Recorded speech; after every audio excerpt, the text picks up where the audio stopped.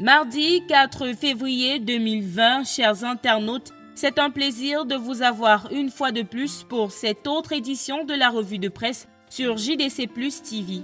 Ouvrons avec le quotidien Le Messager qui revient sur le meeting du professeur Moïse Kamto, président du mouvement pour la renaissance du Cameroun MRC en France. D'après Le Messager, ce meeting a fait paniquer le régime Biya, tel que décrit en page 3 de son édition de ce jour.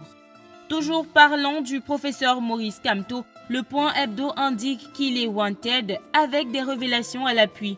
Le tabloïd souligne que de l'avis de plusieurs observateurs de la scène politique nationale et suivant des notes des services secrets camerounais, le président du mouvement pour la renaissance du Cameroun aurait déjà hypothéqué ses moments de liberté. Le Point Hebdo ajoute que, soupçonné depuis des mois d'entretenir d'incestueuses relations avec la BAS et les milieux qui financent le mouvement sécessionniste au Cameroun, il aurait, selon le journal, conforté cette opinion à l'occasion de son meeting tenu à Paris samedi dernier. L'hebdomadaire termine en précisant que, selon des informations puisées à bonne source, la justice pourrait se mettre irrémédiablement à ses trousses dans les prochains jours.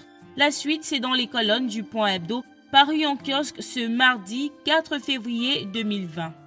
Loin des activités du professeur Maurice Kamto, prenons le quotidien Le Jour qui a porté un intérêt particulier au quotidien des familles victimes de la crise anglophone dans la région du Sud-Ouest.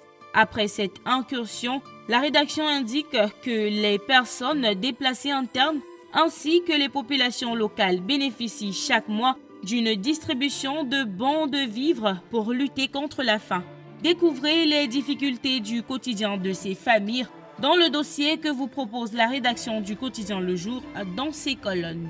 Refermons cette édition de la revue de presse avec le quotidien national bilingue Cameroun Tribune qui s'intéresse une fois de plus à la campagne électorale pour le double scrutin du 9 février prochain, notamment les stratégies des candidats.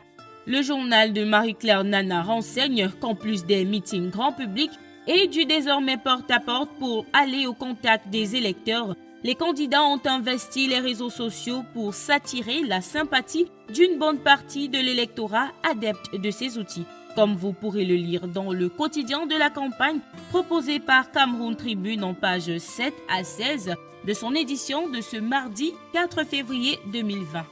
Voilà, c'était tout pour la revue de presse de ce jour. Merci d'avoir regardé. À très bientôt avec une nouvelle édition.